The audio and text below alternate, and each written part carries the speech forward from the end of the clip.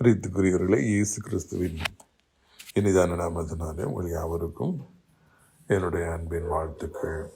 சங்கீதம் 128:6. நீ உன் பிள்ளைகளின் பிள்ளைகளையும் இஸ்ரவேலுக்கு உண்டாகும் சமாதானத்தையும் காண்பாய்.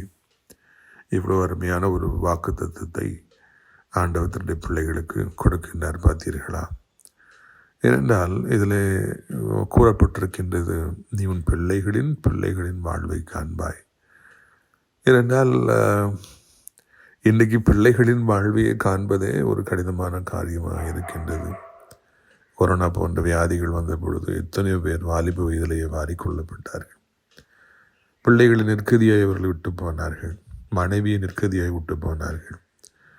ஒருவேளை 40 வயதிலேயே அவர்கள் மரித்து போனார்கள். அப்பொழுது ஒரு குடும்பம் எல்லாம் தத்தளித்து ஆரம்பித்தன.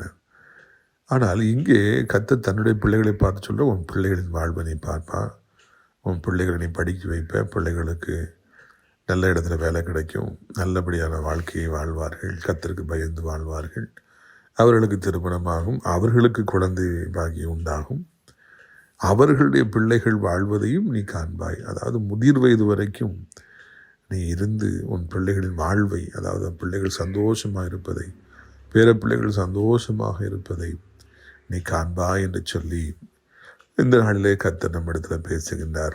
என் பேர பிள்ளையை நான் பார்ப்பேனா என்று ஒரு கனவோடு கூட, ஒரு ஏக்கத்தோடு கூட அந்த செய்தியை நீங்கள் கேட்டுக்கொண்டிருக்கலாம்.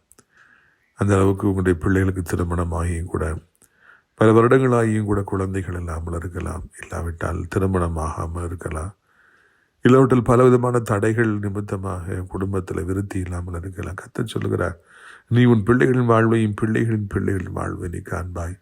எருசலேமுக்கு உண்டாகும் சமாதானத்தை நீ காண்பாய். எருசலேம் என்பது குடும்பத்தை குறிக்கின்றது. நம்முடைய ஆண்டவர் நமக்கு தந்திருக்கிற வியாபாரத்தை குறிக்கிறது. கைகளின் பிரயாசத்தை காண்பிக்கின்றது. எல்லாவற்றிலும் சமாதானம் உண்டாவதை நீ காண்பாய் என்று சொல்லி நம்முடைய கர்த்தர் சொல்லுகிறார். பிரியத்துக்குரியவர்களே, கலங்காதிருங்கள். இவைகள் யாவும் நம்முடைய கரங்களில் இருக்க அல்லவே அல்ல. அதெல்லாம் ஆண்டவருடைய கரத்தில் தான் இருக்கிறது. அவர்தான் பெருக செய்ய முடியும், அவர்தான் ஆசீர்வதிக்க முடியும். பாருங்கள், யாக்கோபுடைய புத்திரர்கள் வெறுமனே 60 பேர் எகிப்துக்கு போனார்கள்.